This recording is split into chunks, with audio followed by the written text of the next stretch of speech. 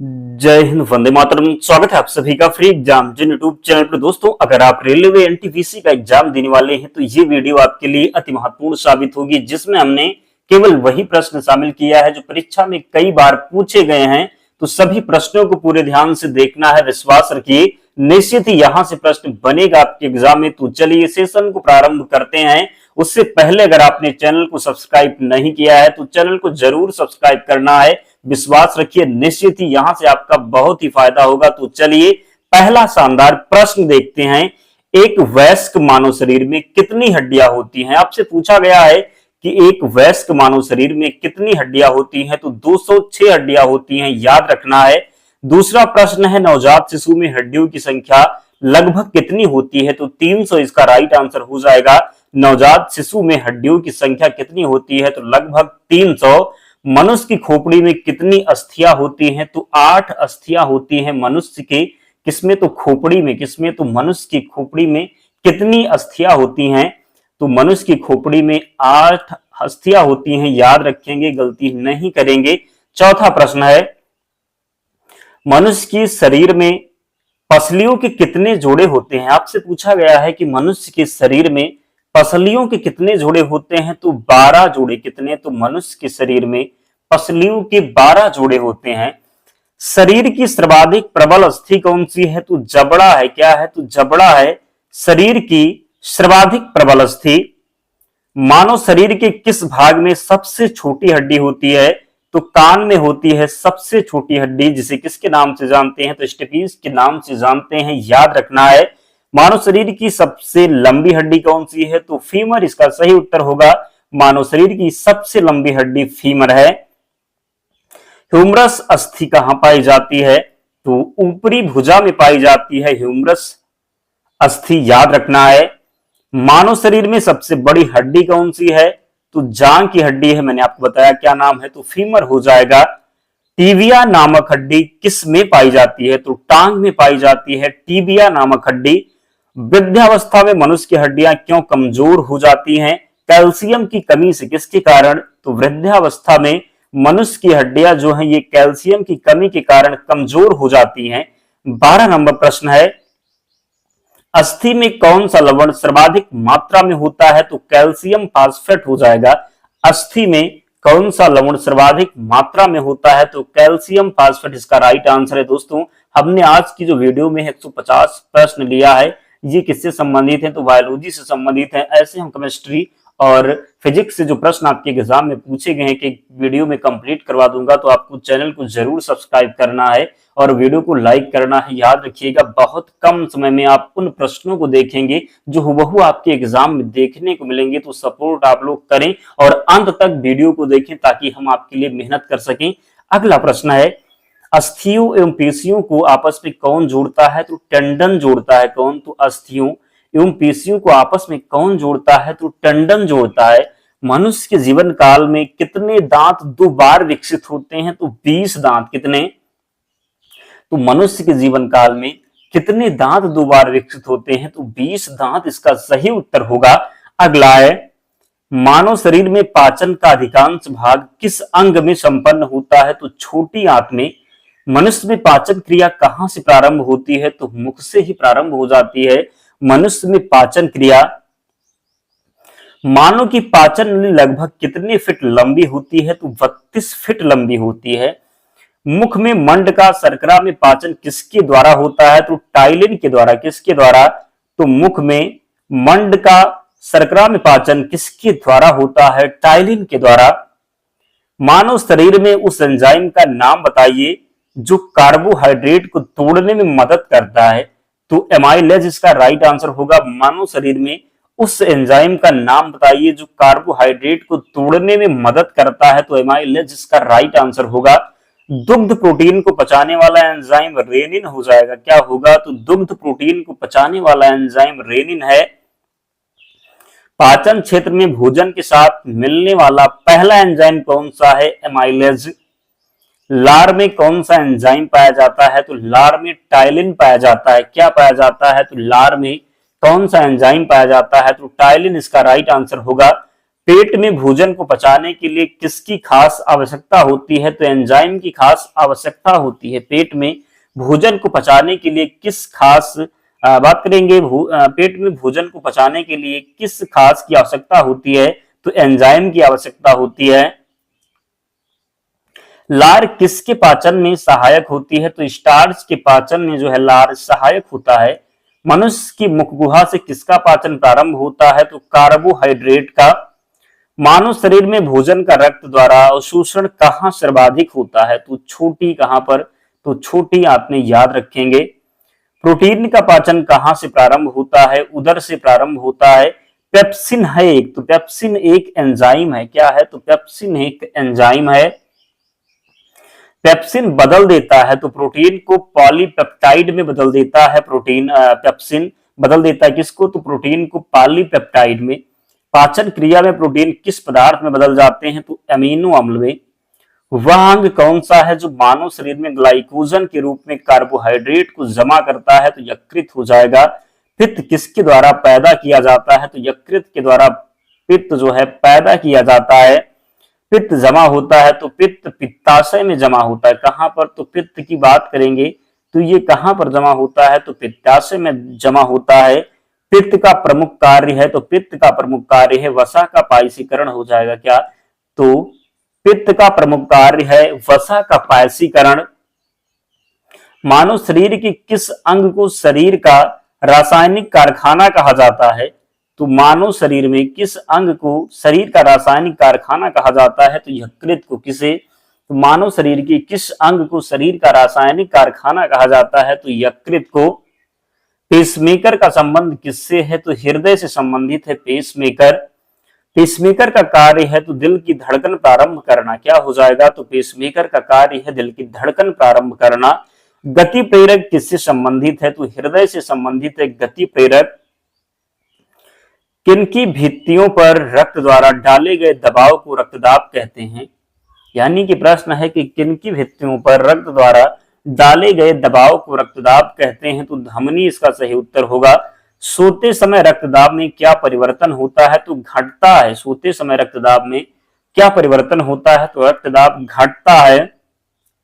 रक्तचाप को मापने के लिए किस उपकरण का उपयोग किया जाता है? तो स्फेग्नोमैनोमीटर हो जाएगा। मनुष्य के शरीर में हृदय को एक बार धड़कने के लिए कितना समय लगता है? तो 0.8 सेकंड इसका सही उत्तर होगा। मनुष्य की सामान्य स्पंदन दर है तो 70 से कितना? तो 80 बीट प्रति सेकंड। मनुष्य को बात करेंगे मनुष्य की सामान्य स्पंदन दर क्या है? तो 70 से 80 बीट प्रति सेकंड। मानव हृदय में कितने कोष हैं? तो मानव हृदय में 4 कोष हैं। कितने? तो 4। नाड़ी दर कहां से मापा जाता है? तो धमनी से मापा जाता है नाड़ी दर। यह किशोर मनुष्य में सामान्य रक्तदाब कितना होता है? तो कितना हो जाएगा? 120/80 हो जाएगा। याद रखना है। दौड़ लगाते समय मनुष्य का रक्तचाप क्या हो जाता है? तो बढ़ जाता है। दौड़ लगाते समय मनुष्य का रक्तचाप क्या होगा? तो बढ़ जाएगा। मनुष्य जीवन काल में मनुष्य का हृदय लगभग कितनी बार धड़कता है? तो 2 अरब बार। मानव शरीर में हृदय का कार्य है तो पंपिंग स्टेशन की तरह। क्या है? तो मानव शरीर में हृदय का कार्य है पंपिंग स्टेशन की तरह। स्वस्थ मानव के शरीर में रक्त की कुल मात्रा कितनी होती है? तो शरीर के वजन का 7%। कितना हो जाएगा? तो स्वस्थ मानव शरीर में रक्त की कुल मात्रा कितनी होती है? तो शरीर के वजन का 7%। एक वयस्क में रक्त का औसत आयतन होता है तो 5 से 6 लीटर। मानव रुधिर का पीएच मान कितना होता है? तो 7.4। मानव शरीर में रुधिर बैंक का कार्य कौन करता है? तो प्लीहा करता है। मानव रक्त प्लाज्मा में प्राय पानी की प्रतिशत मात्रा में कितनी भिन्नता होती है? तो 91 से 92%। रक्त में पाई जाने वाली धातु है तो लोहा है रक्त में पाई जाने वाली धातु। शरीर का कौन सा अंग रक्त उत्पादन करता है? तो अस्थि मज्जा हो जाएगा। क्या होगा? तो शरीर का कौन सा अंग रक्त उत्पादन करता है? तो अस्थि मज्जा। मानव शरीर में खून के शुद्धिकरण की प्रक्रिया को क्या कहते हैं? तो डायलिसिस कहते हैं। क्या कहेंगे? तो मानव शरीर में खून की शुद्धिकरण की प्रक्रिया को क्या कहते हैं? तो डायलिसिस। रक्त में लाल रंग किसके कारण होता है? तो हीमोग्लोबिन के कारण। हीमोग्लोबिन में होता है लोहा होता है हीमोग्लोबिन में। शरीर में हीमोग्लोबिन का क्या कार्य है? तो ऑक्सीजन का परिवहन करना। क्या हो जाएगा? तो शरीर में हीमोग्लोबिन का क्या कार्य है? तो ऑक्सीजन का परिवहन करना। हीमोग्लोबिन किसका महत्वपूर्ण घटक है? आरबीसी का है। किसका है? तो आरबीसी का। किसकी मौजूदगी के कारण शरीर के भीतर रक्त जमता नहीं? तो हेपेरिन हो जाएगा। बात करेंगे हमारे शरीर की कौन सी कोशिकाएं मानव शरीर के सैनिक के रूप में प्रसिद्ध हैं? तो श्वेत रक्त कोशिकाएं। हमारे शरीर की कौन सी कोशिकाएं मानव शरीर के सैनिक के रूप में प्रसिद्ध हैं? तो श्वेत रक्त कोशिकाएं। लाल रक्त कोशिकाओं का निर्माण के लिए शरीर का कौन सा अंग जिम्मेदार है? अस्थि मज्जा जिम्मेदार है। क्या है? तो लाल रक्त कोशिकाओं के निर्माण के लिए शरीर का कौन सा अंग जिम्मेदार है? तो अस्थि मज्जा। आरबीसी का कब्रिस्तान किसे कहा जाता है? तो प्लीहा को कहते हैं आरबीसी का कब्रिस्तान। मानव की लाल रक्त कोशिकाओं का जीवन काल कितना होता है? 120 दिन। मानव शरीर में लाल रक्त कण का निर्माण कहाँ होता है? अस्थि मज्जा में। लाल रुधिर कणिकाओं का उत्पादन किसके द्वारा होता है? अस्थि मज्जा के द्वारा। रक्त समूह की खोज करता है तो लैंड स्टीनर।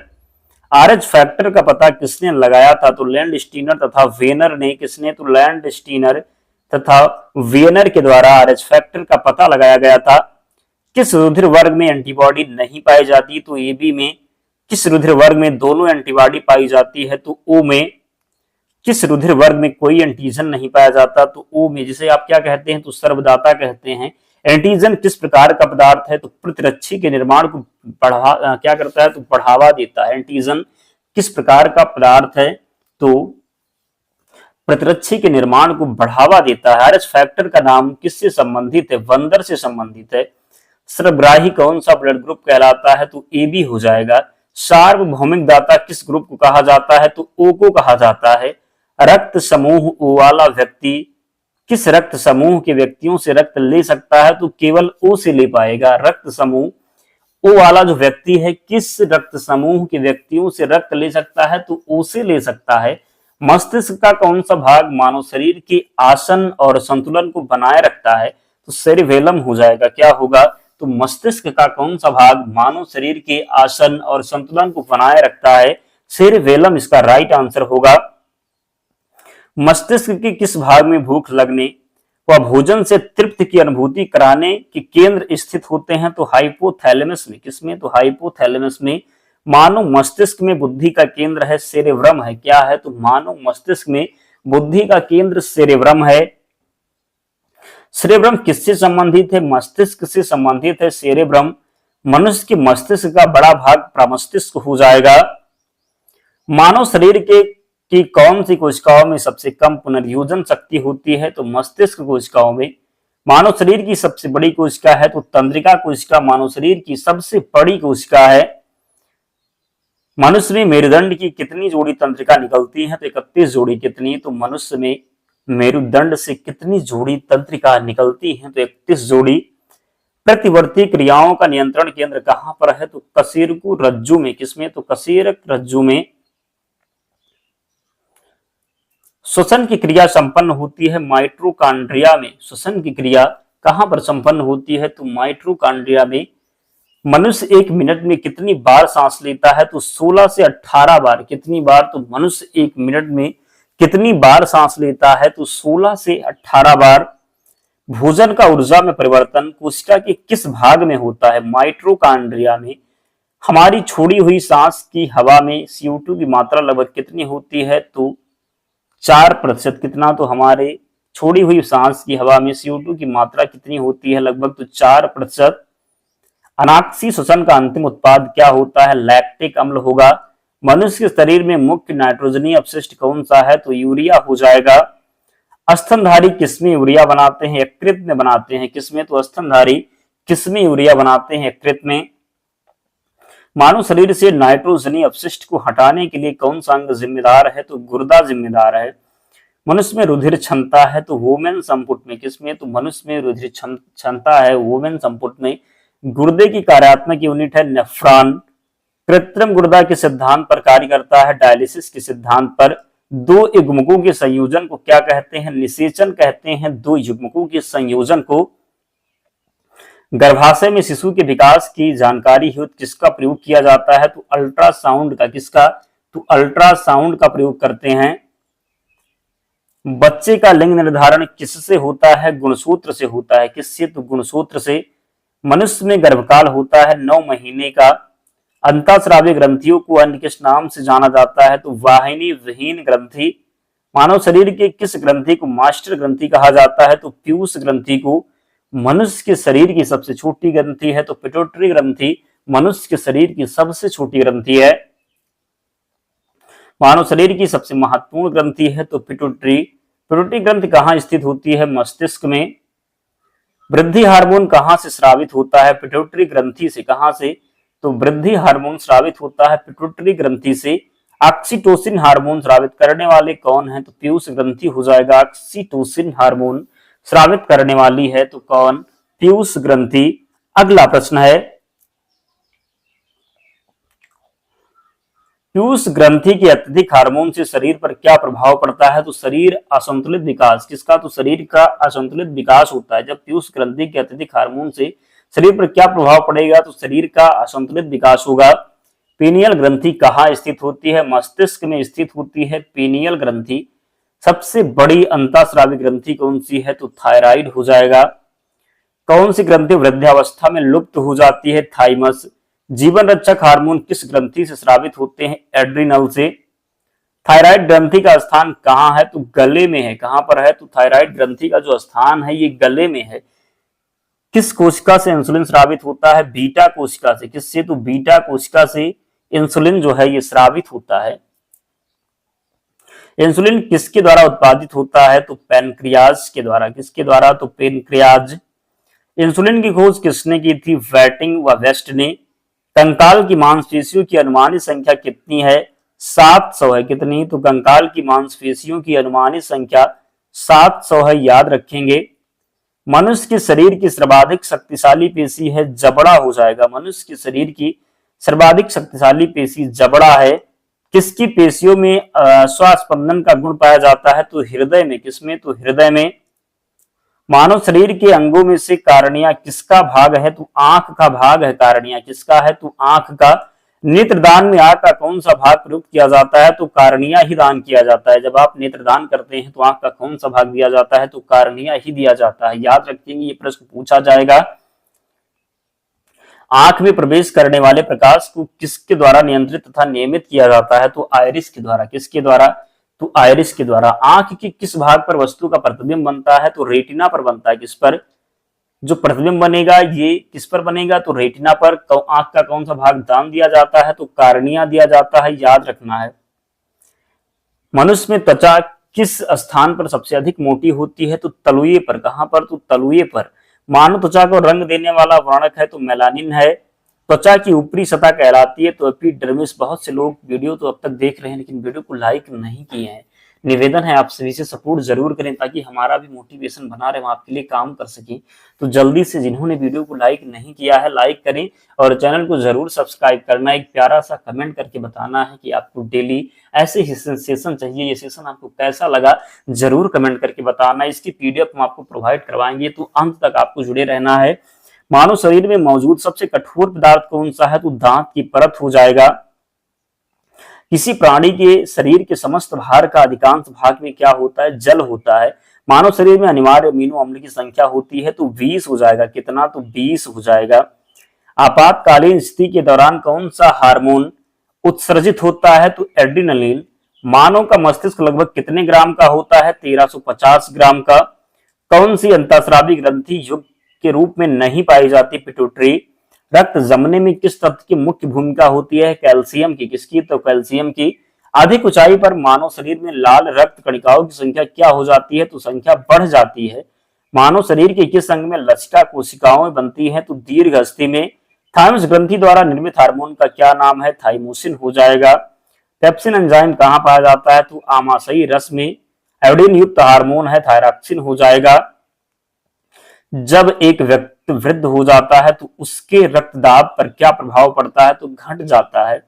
भोजन का एक प्रमुख अंग है कार्बोहाइड्रेट। कैप्सूल का आवरण किसका बना होता है? स्टार्च का बना होता है कैप्सूल का आवरण। शहद का प्रमुख घटक क्या है? फ्रक्टोज हो जाएगा। शहद में पाया जाता है कार्बोहाइड्रेट क्या? तो शहर में बात करेंगे, शहद में पाया जाता है कार्बोहाइड्रेट। शरीर में ऊतकों का निर्माण किसके द्वारा होता है? प्रोटीन के द्वारा। किसके द्वारा? तो शरीर में ऊतकों का निर्माण होता है प्रोटीन के द्वारा। एंजाइम मूल रूप से क्या है? तो एंजाइम मूल रूप से प्रोटीन है। क्या है? तो एंजाइम मूल रूप से प्रोटीन है। सोयाबीन में प्रोटीन का प्रतिशत कितना होता है? यहां पर प्रश्न है कि एंजाइम मूल रूप से क्या है? तो प्रोटीन है। सोयाबीन में प्रोटीन का प्रतिशत कितना होता है? तो 42%। कितना? तो सोयाबीन में जो प्रोटीन का प्रतिशत होता है ये कितना होगा? तो 42% होता है। शाकाहारी अधिकतम प्रोटीन कहां से प्राप्त करते हैं? तो दाल से। शाकाहारी अधिकतम प्रोटीन कहां से प्राप्त करते हैं? तो दाल से। अगला जो प्रश्न है, सबसे अधिक प्रोटीन किसमें पाई जाती है? तो सोयाबीन में। किसमें? तो सबसे अधिक प्रोटीन की जब बात करेंगे तो ये सोयाबीन में पाई जाती है। दोस्तों, आज की वीडियो में हमने 150 प्रश्न लिया था। ये वही प्रश्न है जो बार बार एग्जाम में पूछे गए। मैं विश्वास दिलाता हूं, ये अगर आप 150 प्रश्नों को याद कर लेते हैं तो प्रश्न इनमें से ही मिलेगा, याद रखना। और इसकी पीडीएफ के लिए टेलीग्राम चैनल से जुड़ जाना, लिंक डिस्क्रिप्शन बॉक्स में है, या फिर आप टेलीग्राम पर जाएंगे और सर्च करेंगे फ्री एग्जाम जोन, आपको चैनल मिल जाएगा, ज्वाइन हो जाना। वहां पर आपको सारी पीडीएफ मिल जाएगी। तो मिलते हैं नेक्स्ट वीडियो में, तब तक पढ़ते रहिए, ध्यान रखिए अपना, स्वस्थ और सुरक्षित रहिए। जय हिंद।